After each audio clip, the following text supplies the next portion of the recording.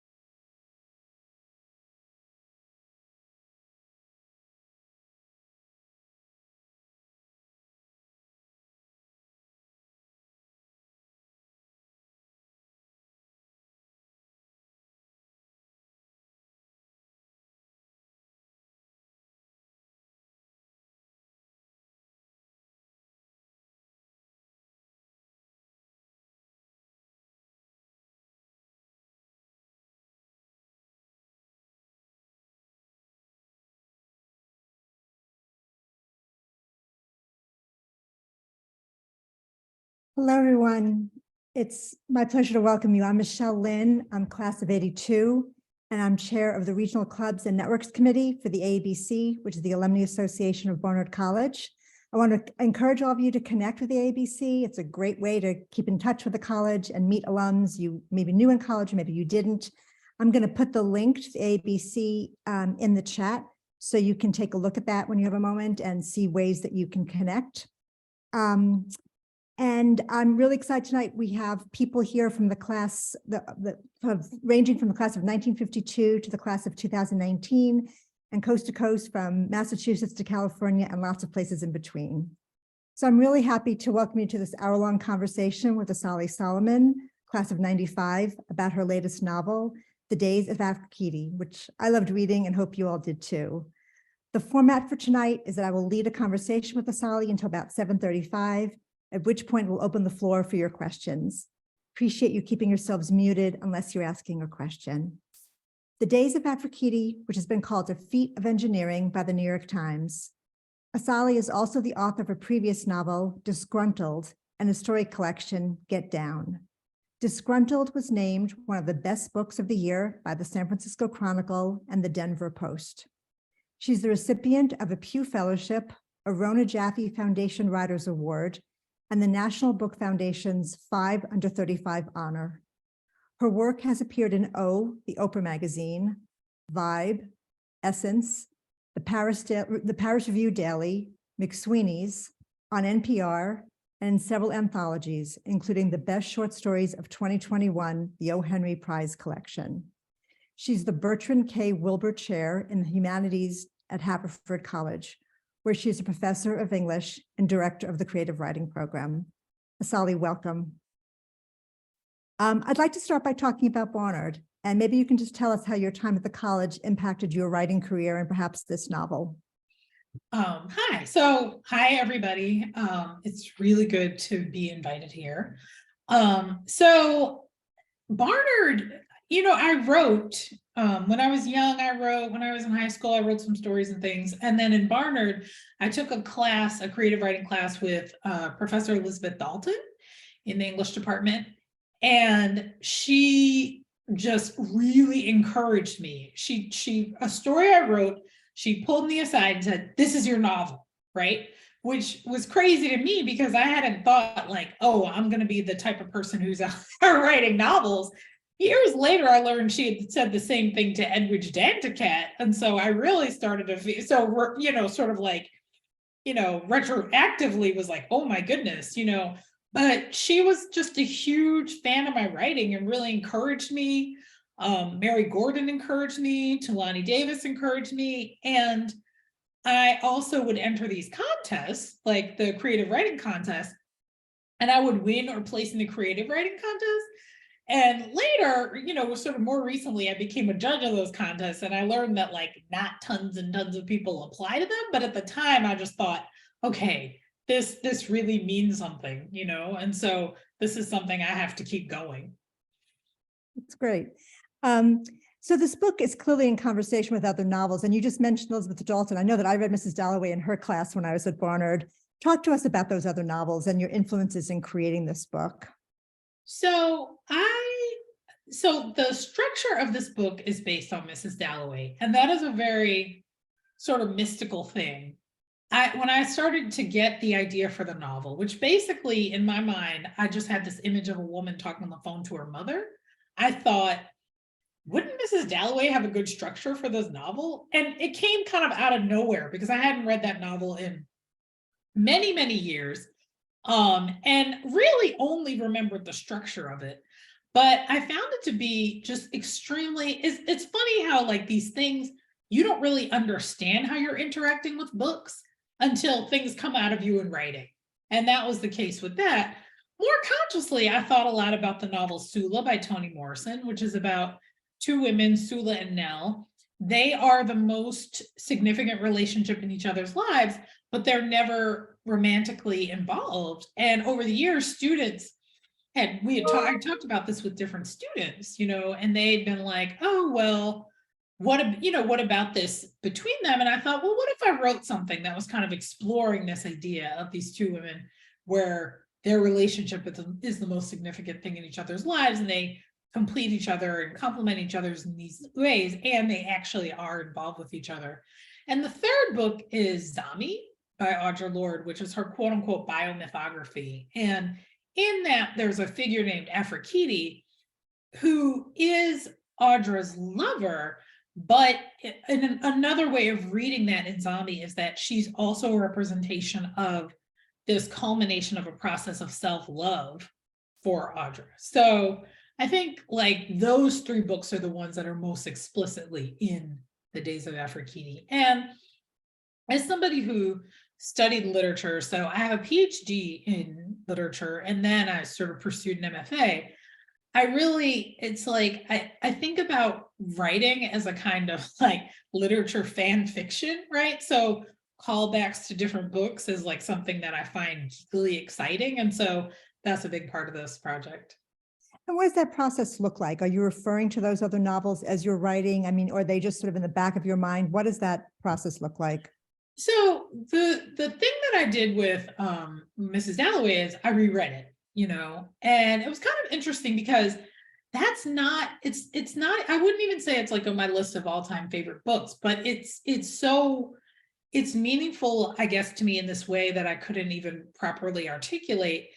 But what I did do with that most explicitly was I took the ending, like the last line of Mrs. Dalloway is the last line of my novel. And with the other books, Sula, I have read and taught and worked on so many times that it's like, it just, it's just actually like part of the fabric of my body. And with Zombie, similarly, I have thought I teach that book a lot. And I started studying it in grad school. So those I didn't really need to revisit, but they just kind of live inside of me somewhere. If you were going to teach, you talked about teaching, if you were going to teach your novel, The Days of Afrekete, how would you approach that? And what would you hope that your students got from it? So it depends a lot on where I was teaching it. So I teach fiction writing, and I also teach different African-American lit courses. Like I teach a horror course, and I've taught a satire course. But I think if I was teaching it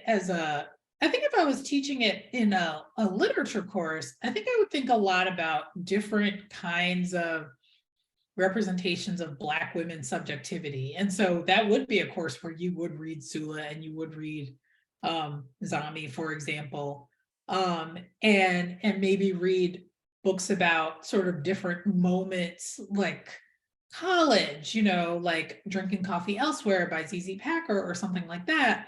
Or even, and I think there's a lot of different ways you could go with that. As far as fiction writing, I think the thing that's probably most interesting to me in terms of writing that book was the idiosyncratic structure of it.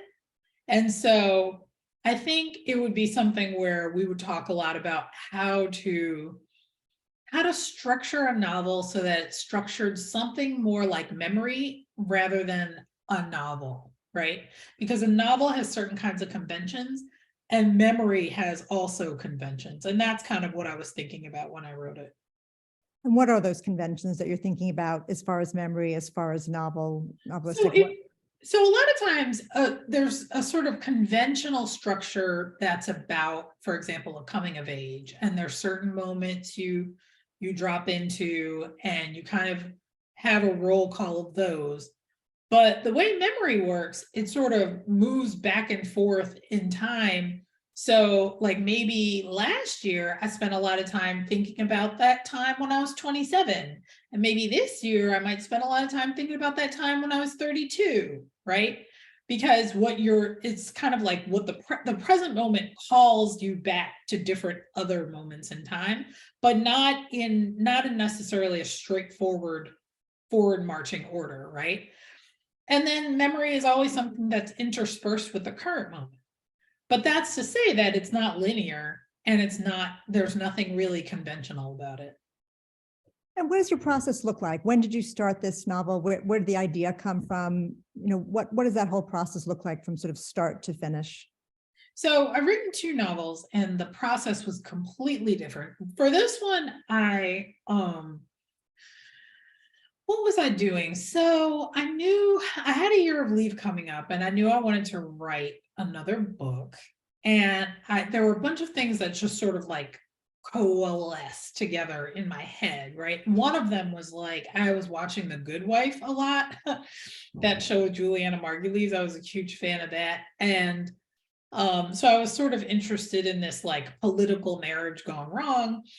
Another thing was, I had read articles about Charlene McRae, right? So the wife of Bill de Blasio, and what's interesting about her is that, so former mayor of New York, Bill de Blasio. So she's a Black woman, and in these articles they would say like, oh yes, previously she was a poet and a lesbian, and I was like, what? And that she was like and she was actually part of a Combahee River Collective, which is like this really important African-American women's radical organization that wrote this manifesto that's still incredible. And then she's just like, and then it was like da da da, and then she's Bill de Blasio's wife, and I was like, wow, what is that story? And I had met another Black woman who was in a relationship with, who was married to a politician in this state who was about to run for governor. And then I read one day that he had been indicted. And so it was just kind of like this combination of this interest in political wives and this interest in Black women's like sort of more fluid sexuality in the current moment, which was very different from what things had been like, around the time when I had gone to college. And then, I had this image of a woman just talking on the phone to her mom, where her mom was basically spelling out to her, her doomed future. And that was where the actual writing of the book started. And so speaking of the mom, you're a mother, you're a daughter. How do those roles play? Because clearly motherhood and being mothers and daughters is an essential part of this book. Can you talk about that?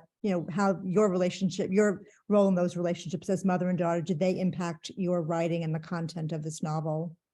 So I would say largely, so my first two books were basically about seventh grade. Right. So I worked through seventh grade for a really long time. And then I was like, okay, I can finally move past seventh grade. So I think I've really gotten to the part where working through what it means to be the adult child of a mother. I'm not yet really working through.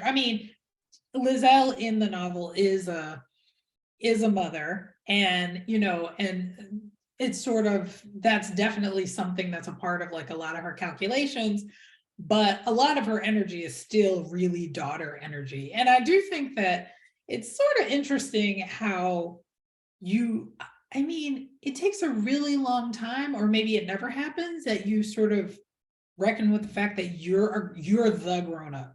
Like, I'm the grown-up now, It's hard to comprehend sometimes. It really is, even though you're like, it's undeniably true at this point. I'm the grown-up, right? Like, there are so many things to prove it, right?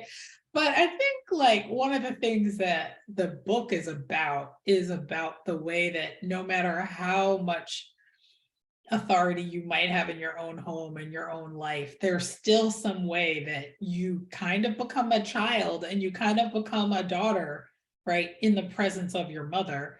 And I think also this book, the mother figures are extremely strong, especially Verity, right? And so there's little chance that you're gonna out mother somebody like that anyway. The novel plays a lot with change, so changes in timelines, changes in identity, changes in socioeconomic status. Can you talk about that? So I think, I talked a little bit about the timeline and Right. how that is, but one of my favorite, I really, my specialty when I got a PhD was in 20th century African American life, but I really was into Victorian novels. And the core story in a Victorian novel is a loss of status or an attempt to gain status, right? And it's interesting because there's a lot of focus on romantic plots, but basically a lot of that has to do with, if you're going to be able to maintain or move up in status, or if you're going to have a loss of status. And even earlier than that, not time-wise, but in my chronology, there's a book called The Little Princess by Frances Hodgson Burnett. And I think people often prefer her sort of like the other book, which is The Secret Garden. But I loved The Little Princess. Like, I was so into it, and that's this novel where this little girl goes from basically being a, child of aristocrats to a sort of orphan. And she was like a sort of like, whatever popular girl in her little prep school or whatever, but now she has to be the scullery maid or whatever. And I'm so endlessly like fascinated with that kind of thing. And so that's something I'm always really interested in, is like people's tenuous position in whatever their class status is, and their attempts to move forward, and the threat of being moved backwards, right?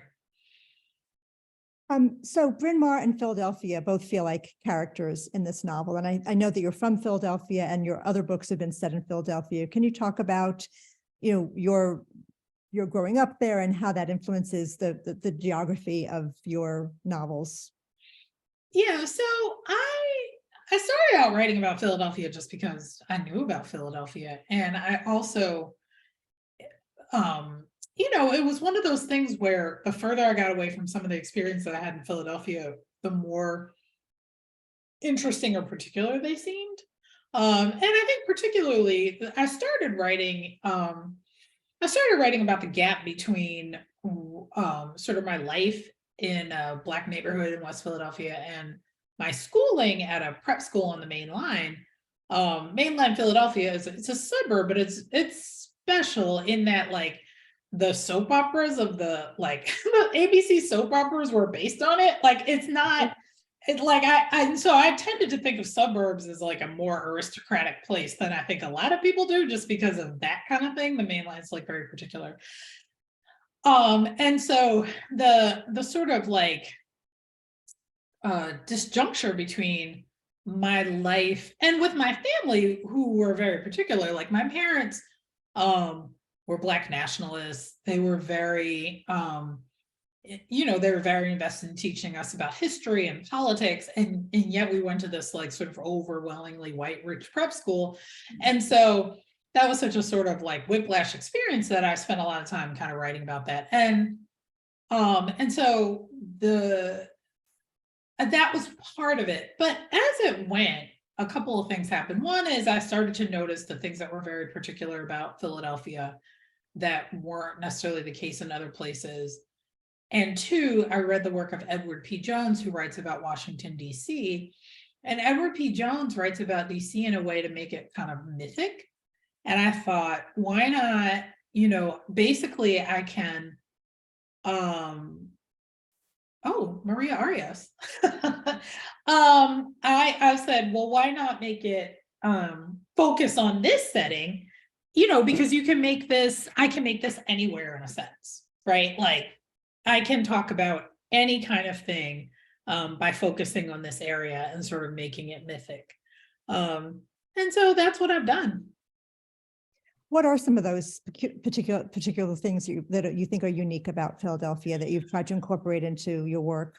So one of the things has to do with thinking about Black life in Philadelphia, and particularly West Philadelphia, which is to say that it is extremely diverse, and meaning that like in our neighborhood, particularly when I was growing up, there were a lot of Black or African-American Muslims. There were definitely churches on every block, but there were also basically what we might think of as hippies, right? Like I learned from family members about like, kind of health foods that I didn't encounter anywhere until years later in California, and like a totally different kind of spiritual and religious and also just like political belief system. There was just so much like quirkiness, and so I think that's like that particular mix of particularly of Blackness, and particularly like just in this one neighborhood of West Philadelphia, is something that I don't necessarily think we find everywhere. I think like Philadelphia it's changed for the better in some ways, like in terms of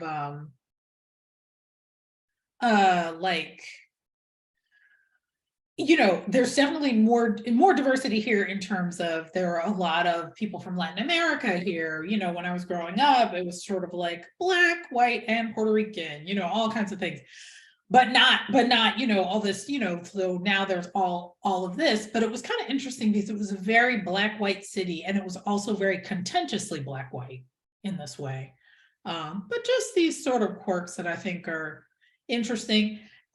Like if we think about the 1985 Move fire, like that is a particular moment in history that I think seems could only have been generated in a place like Philadelphia, Can you just explain? I think that there's probably some young alum that may not know about the Move fire. Can you just Yeah, so there was a Back to Nature group called Move that lived in a couple of different houses in Philadelphia, and the city had like, they were very unpleasant as neighbors. And so, the police had been called in a previous time and gotten into a shootout with them.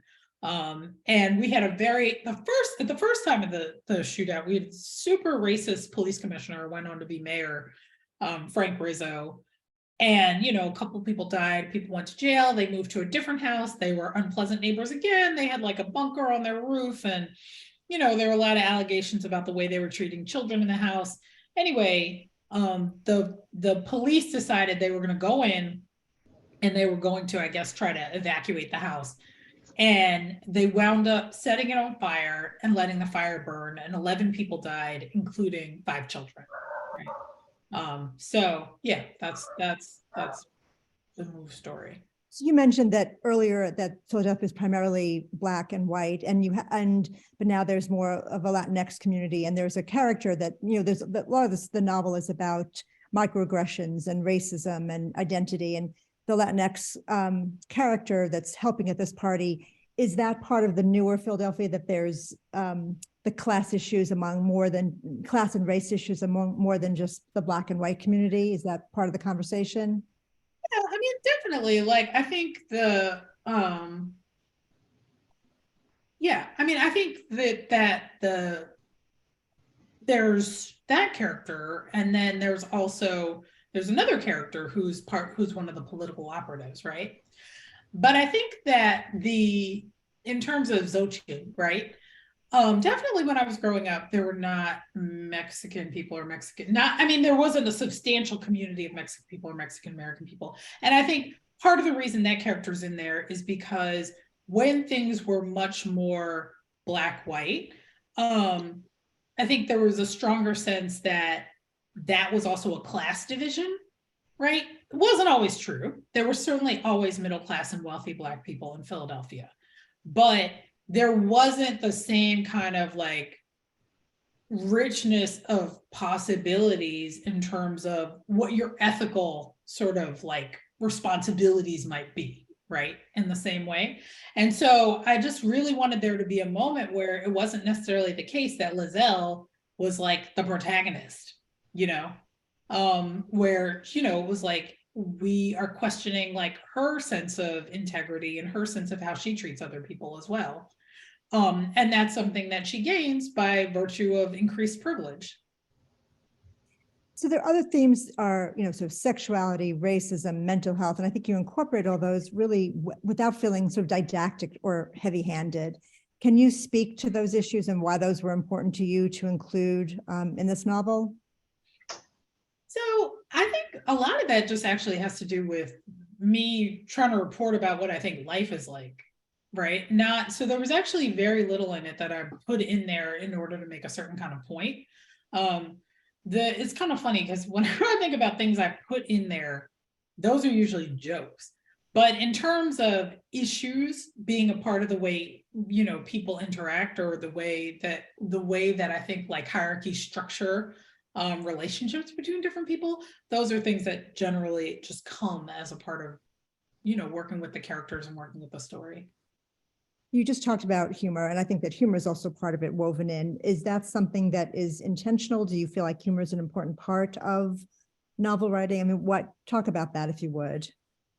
So I don't actually, it's true that I'll intentionally add jokes, but I don't like, a lot of times the humor that comes in is something that also really comes really organically. And my job is to sort of play around with it in terms of rhythm and in terms of comic timing.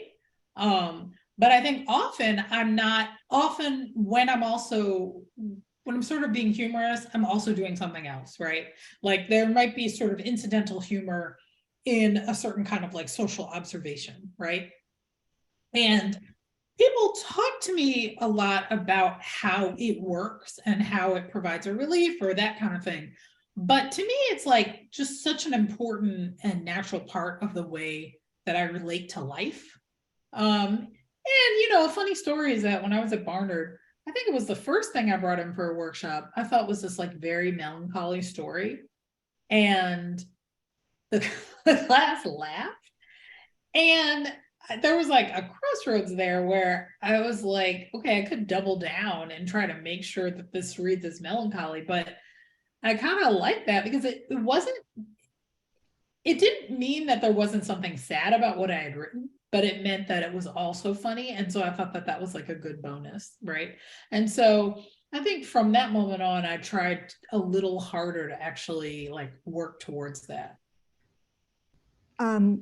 So I want to go to the end and talk about the ending. So when they ended, I thought, no, I want more. Why that ending? And do you, in your mind, do you know what happens? I mean, do you know what happens to the relationships in this novel once that door opened? I think that I do. I think that this is typically the way I end. Like, I mean, I haven't written so many novels, but the other novel I wrote, people also kind of had a similar reaction. But I do feel like the story is about getting us to that point. And I do think that there's something dynamic about leaving it where the reader has to decide, has to make some decisions about possibly what happened.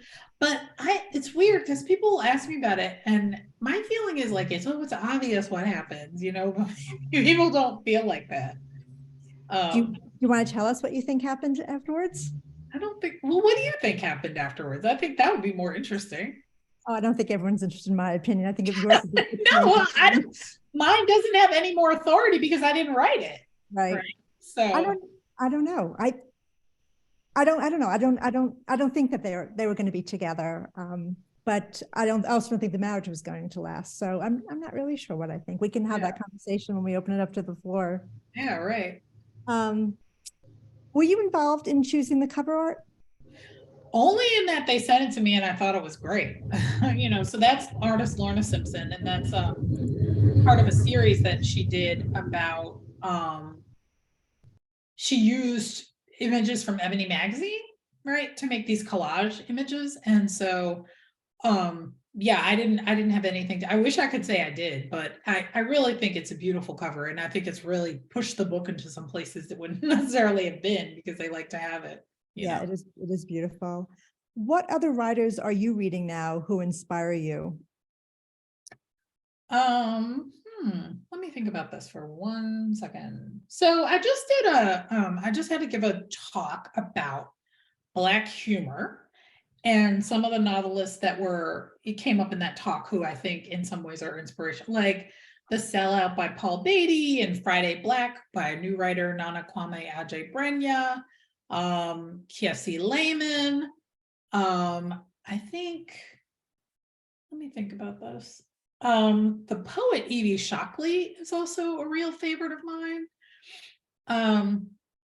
And I always talk about the book Maud Martha whenever people ask me about books. And so it wouldn't be like this is a book that I'm reading right now, but Maud Martha, did you say? Maud Martha, it's by Gwendolyn Brooks. It's the only novel she ever wrote. And that's my all-time favorite book. And what is about it that inspires you, and how does it impact you? It's a coming of age book in a sense, right? It just tells basically the life story of this woman, Maud Martha Brown, who's a working class Black woman in Chicago in the World War II era. And it's vignettes, and they're just so finely honed and so beautiful and so funny and so sad. It's just like it's an entire world, it's an entire life and a worldview in this very slim volume, right? It's very short. And there's something about that I'm always writing towards. I really like the aesthetic of a kind of brevity, and I like the aesthetic of being very precise about language. And it's interesting because this also brings me back to Mrs. Dalloway. I remember that when I was a TA in a modernism class when I was in grad school, and the class they didn't read the whole of it, but they read some excerpts from Ulysses, and then they read Mrs. Dalloway. And just sort of like from a gender, not necessarily essentialist, but from a gender standpoint, I was like, okay, so this is what a man has to say, right? Like this heavy volume, you can't, and this everything you need to know here is in this, little book. And so I think there's something about that appeals to me as well about Maud Martha. What can we expect to see from you next? Are you working on anything now?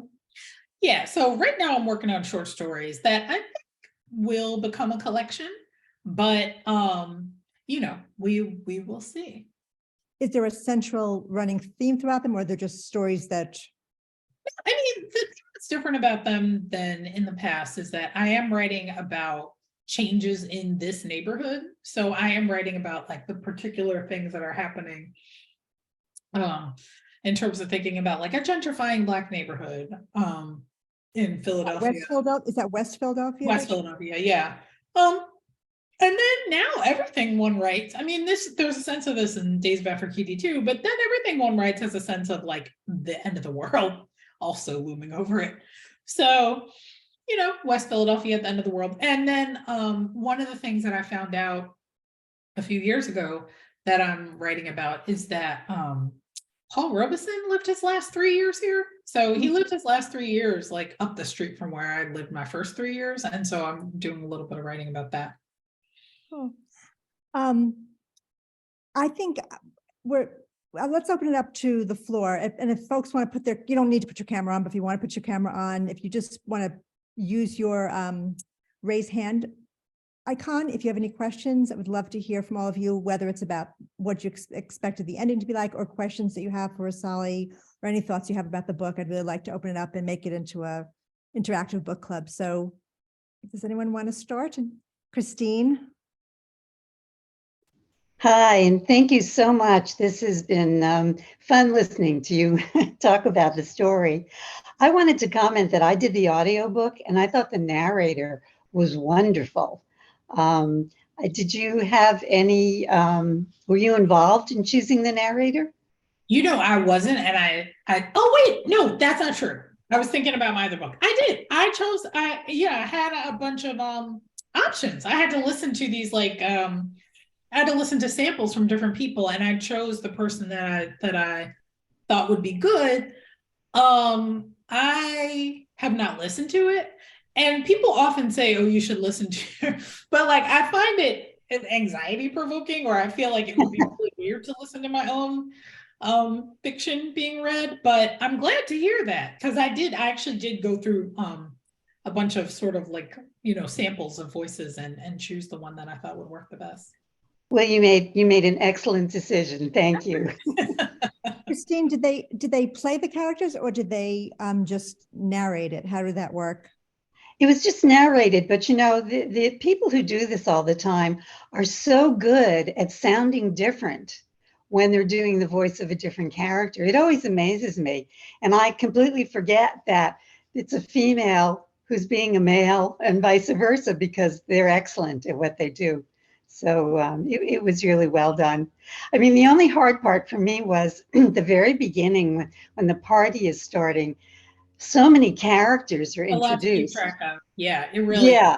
Yeah. When you're doing audio, it's, I think, harder to keep track of than when you're reading the book. It's hard when you're reading, and it's definitely hard when you're writing. And I had to do a lot of shuffling. I mean, there was a lot of choreography involved with that. Yes, I can imagine that, absolutely.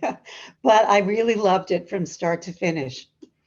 Asali, how did you do the choreography? I mean, that party, it's a lot of different characters and, it's throughout the evening. How did you do that? How did you bring those folks together? I mean, so there's just a lot of revising and revising and revising, but in terms of, you want to think about like, what is this person representing in the scene? What do they actually need to say? What are some moments that need to happen between people? And what you really want to make sure you're not doing is doing a lot of duplicating. But it's tricky because frequently, I'll tell students about stories, you can just cut this character. You can make this sibling, into one person or that kind of thing. But it's just really about revision. Great. Janice, nice to see you. What's your question? Very nice to see you. And I just want to say congratulations, Asali, on this book and all of your work. I am so proud that you're a Barnard alum. And I think this has been a wonderful discussion. And I want to thank you, Michele. I think you've done a great job with good questions. And I'm so glad you asked about the cover art of this book. It is absolutely beautiful. So again, mine is not as much a question as it is congratulations to you, Asali, and keep up the good work. Thank you. It's nice to see you, Janice. Class of 82 represent. That's right, Michele, here for you. And Asali. Are there other questions? If not, I can ask more, but I'd love to hear from you all. Do folks have an idea of what they think happened after that door opened at the end of the novel?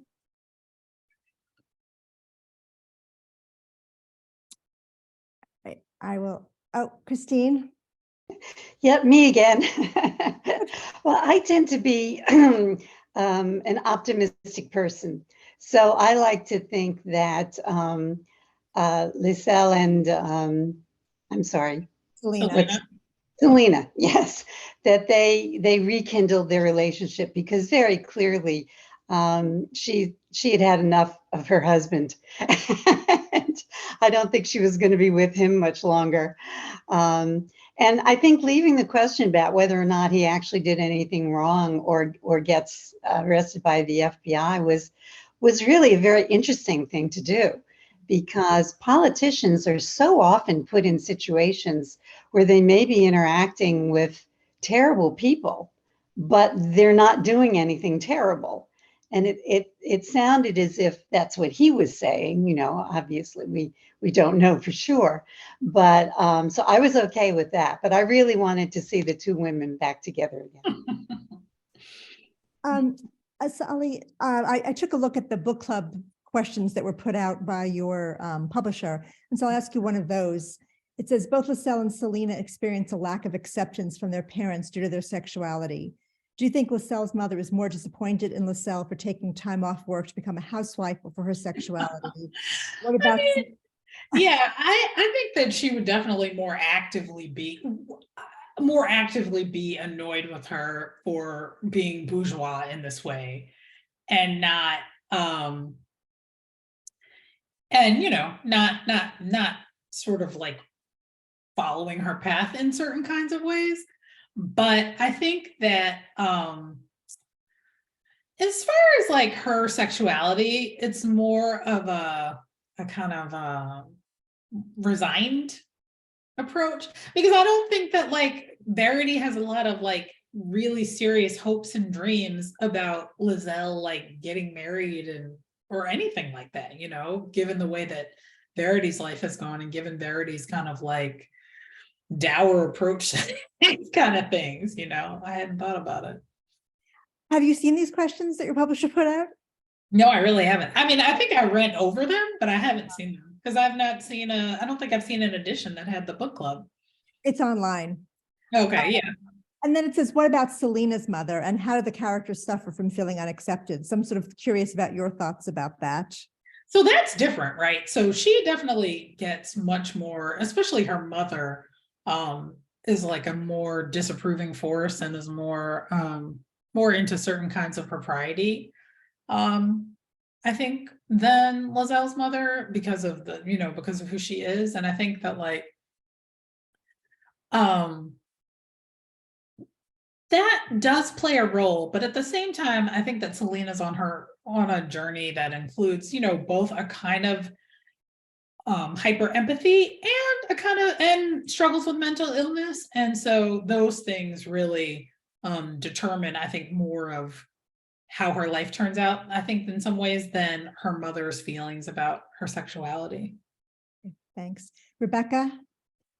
Yeah, I was actually going to say, before you ask the question, that first of all, I just love Verity and the role of Verity in the novel, and I loved her voice. And I thought one thing you did really, I mean, one point I laughed out loud was when Verity said, you know, I knew what you were up to, and you didn't have to like get a megaphone and announce that you were gay. Because actually, when I was at Barnard, almost the exact same thing happened with my best friend at Barnard, where she set up a lunch with her mother to announce that she was gay, and her mother was like, well, duh, you had to go all the way to making lunch to do this.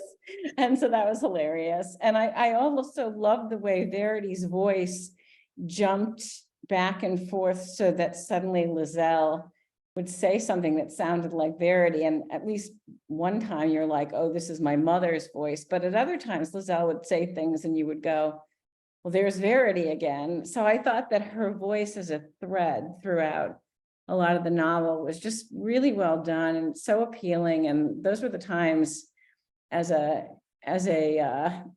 mid-60s mother of a 30-something person, just made me laugh so loud. So I really enjoyed it. I find her to be like the strongest character in the book. Me too. As far as like creating her, it took very little work, right? Just like she just kind of like came to me, you know. And you know, I think I would find it really hard to write a book focused on a character that strong. But I loved, you know, I really liked writing scenes with her. I really liked writing her dialogue. I thought she was very funny. You know, I really liked her. Yeah, she had very well-defined kind of lines, whereas Lizelle is sort of, you know, the lines are sort of blurred. I mean, that's a big part of the novel, is kind of what happened to me, what, you know, how did I get off this trajectory, etc.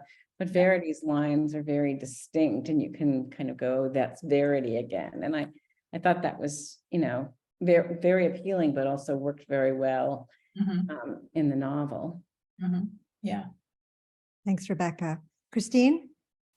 Yeah, I realized I had another question.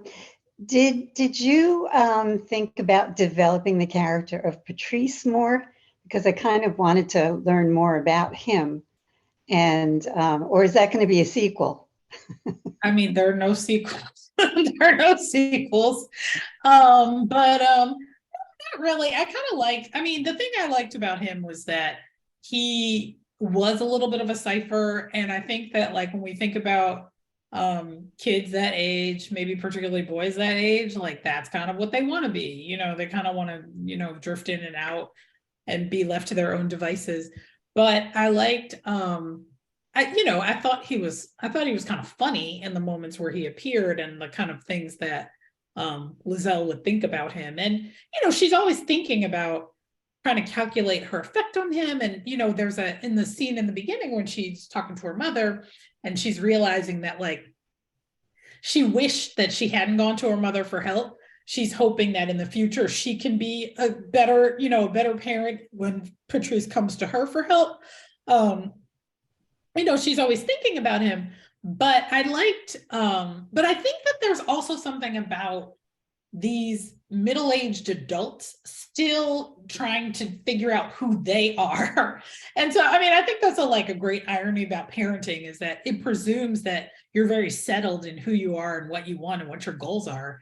But actually, a lot of people are kind of flailing around, and I was interested in that. And so in that sense, Patrice could sort of stay as almost like a cipher. Asali, are the characters, are they based at all on people that you know in your life, or do they come to you fully formed? Can you just sort of talk about that process? So I think that what happens is, there's a soup in me, and then, you know, characters come out of it, and then people will later say, oh, is this supposed to be this person? There's nothing like that. The only thing I would say is that as I was writing Verity, I was imagining, oh my gosh, now I'm going to forget her name.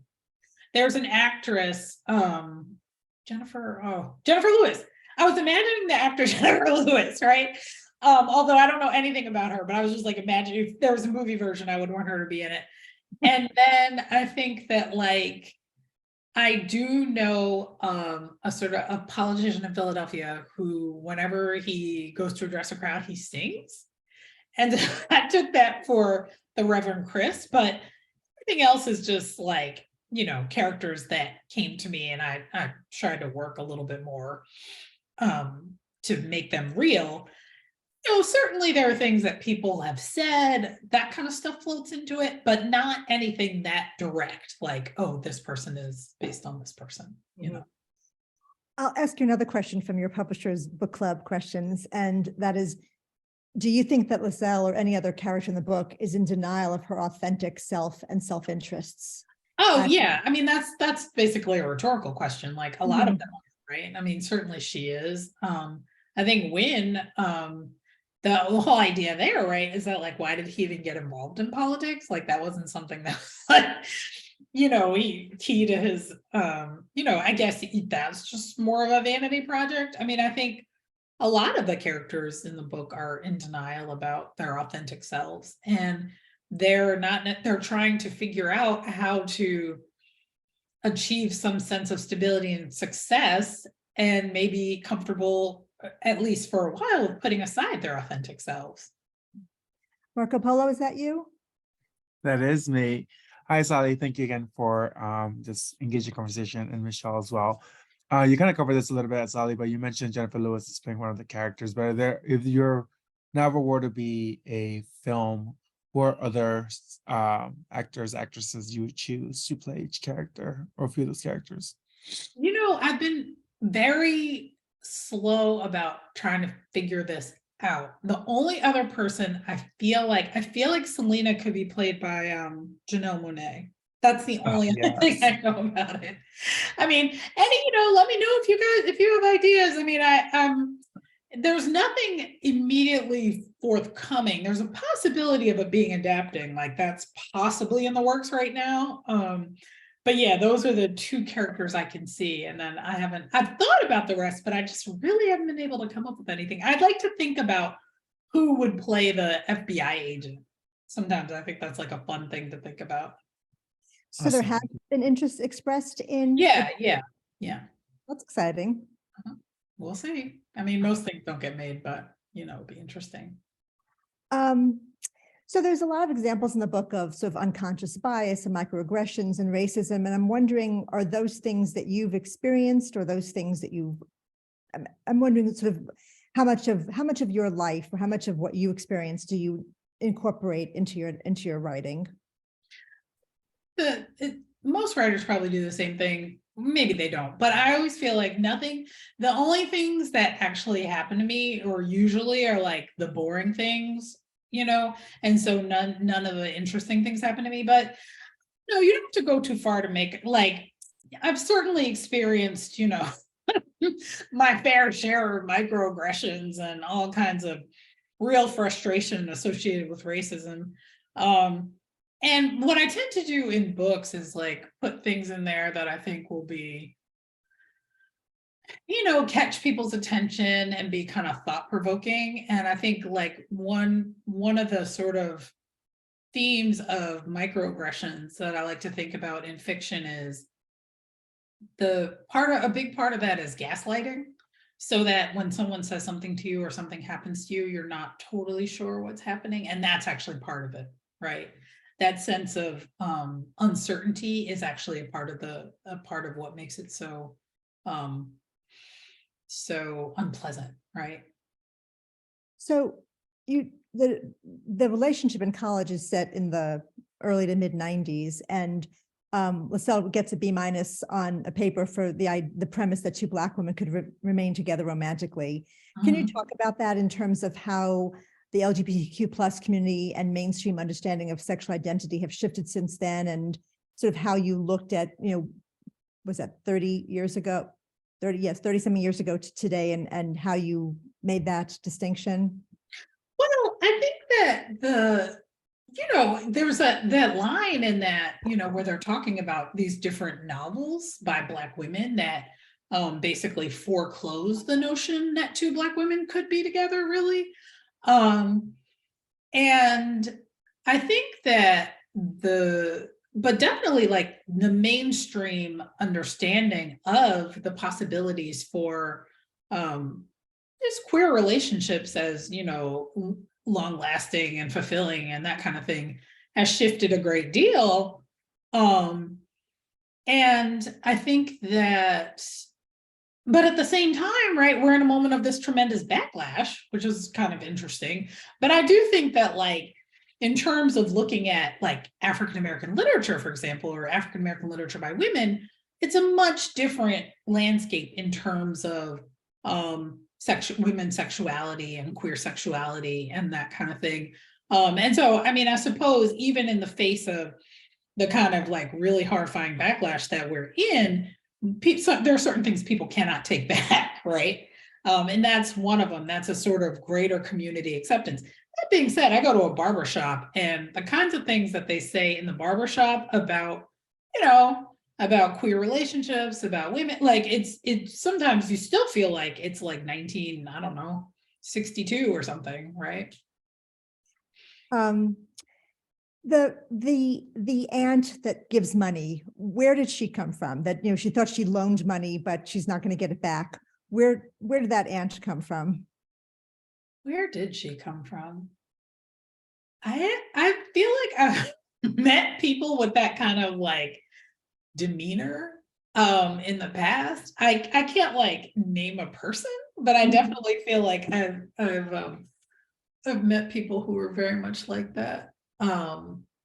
Just sort of out of it, but at the same time, just still are in the room because they're just really rich. Mhm. Like that's a phenomenon. Oh, also, I wanted to say I had a side conversation with Maria Eugenia Arias. The reason I said hi, Maria Arias, is not because she was late, but because I thought she was somebody I knew. But it turns out I know a whole other Maria Arias who was here. It's a small world. Yeah, That right? is true. That is true. Yeah. I was at Barnard much before, and I live in Australia, but I Yeah. did live in the US for a while, and it was lovely, lovely to see your message. What time is it in Australia now? It is now almost 10 o'clock in the morning. Oh wow. Yeah, yeah. Is it tomorrow? Is it Yeah, tomorrow? it's tomorrow. For you, It has to be tomorrow. it has to be tomorrow. Okay. Yes. I'm wondering if, does anyone have, before we're going to close out questions in just a moment, are there any other questions or comments that anyone would like to make before we sort of come to a conclusion? Okay, so are there any questions, Asali, that you would have liked for us to ask that we didn't? No, definitely not. I feel like, yeah, no, I think these were good questions. Well, I want to thank you, Asali, so much for being here. This is and it's really a pleasure to have you and for sharing your evening with us and sharing your writing with us. I want to thank all of the alums for being here. Thank you. I want to give a special thanks to Marco Polo Ramirez Becerra, who's the Associate Director of Regional and International Engagement in Barnard's Alumni Relations Office, for coordinating this event.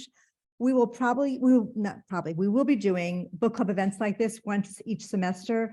So be on the lookout for an email probably over the summer that will, you'll get to vote, and then we can decide as a group what we want to read.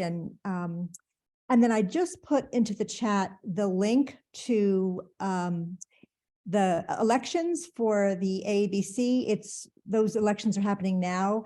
The deadline is next Tuesday, May 2nd, and there's multiple candidates for most open positions. So if you want to just take a few minutes and read about folks to get involved and to get people on the board, I'd really appreciate you doing that. And thank you all for being here. Good night. Thank you so much.